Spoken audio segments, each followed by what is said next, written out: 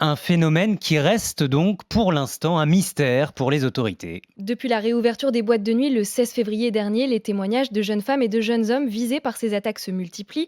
Mais il n'y a pas qu'en boîte de nuit que des piqûres ont été signalées. Deux adolescents de 17 ans disent avoir été piqués lors d'un concert de rap à Lyon le 22 avril dernier.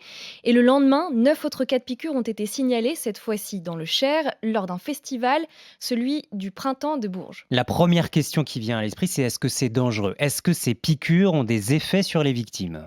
Alors, certaines ne se sont pas rendues compte qu'elles avaient été piquées sur le moment. Ce n'est que plus tard, en découvrant une trace inexpliquée sur leur corps, qu'elles ont pensé à une piqûre, un petit point rouge entouré d'un hématome, souvent sur le bras, l'épaule ou la cuisse. Mais de nombreuses victimes affirment aussi avoir ressenti des effets immédiatement ou dans les heures qui ont suivi l'injection, avec maux de tête, nausées et parfois même perte de connaissance. C'est le cas de Lali Lecaire, une étudiante de 24 ans qui a constaté une piqûre sur son bras après une sortie en boîte de nuit à Nantes le 16 février dernier. Et c'est d'un coup, j'ai commencé à sentir un mal de tête et mal au bras, mais sans raison apparente. C'est le dimanche d'après que j'ai vu un gros bleu avec une trace rouge au milieu du bleu, quoi.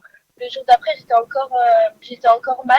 J'avais encore une grosse migraine et mal au bras. Depuis, Lali Lecaire a porté plainte, mais elle n'a en revanche pas pu réaliser les analyses pour savoir si elle avait été droguée ou pas parce que elle s'en est rendue compte trop tard. Justement, Ambre, ces analyses, est-ce qu'elles permettent aux enquêteurs d'en savoir un peu plus? Alors pour l'instant, pas vraiment. Il y a un mystère autour du produit qui est injecté. Aucun des prélèvements qui ont été effectués jusqu'ici ne révèle la présence de produits toxiques.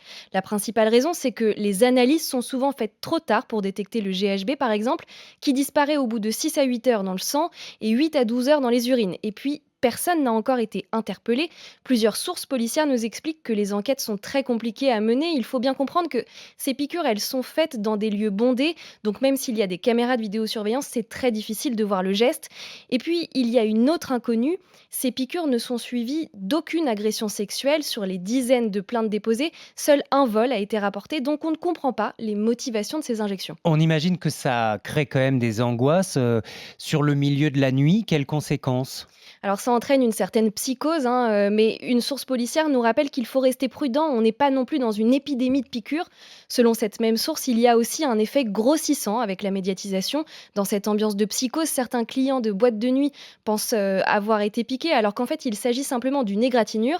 Et dans le même temps, il y en a qui s'amusent de cette situation pour faire peur. C'est ce que constate Christian Jouny, délégué général du syndicat national des discothèques. Un certain nombre de petits malins se promènent avec des cure-dents, voire des pointes de compas, justement pour alimenter cette psychose. Avec la police, avec la gendarmerie, on s'est concerté. Nous sommes tombés d'accord pour renforcer de la vidéosurveillance, de la fouille, de l'accueil, et évidemment des moyens d'observation qui sont multiples, avec nos agents de sécurité qui sont eux aussi complètement mobilisés sur le sujet.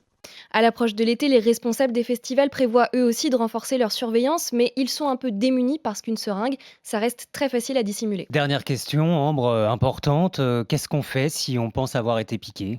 Le ministère de l'Intérieur recommande de se rendre le plus rapidement possible dans un commissariat pour déposer plainte et effectuer des prélèvements toxicologiques. C'est important parce que, comme on l'a déjà dit, les traces de GHB disparaissent vite.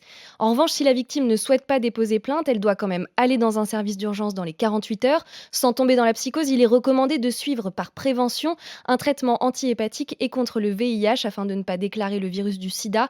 On ne sait jamais, la seringue peut avoir été utilisée plusieurs fois et notamment sur une personne infectée.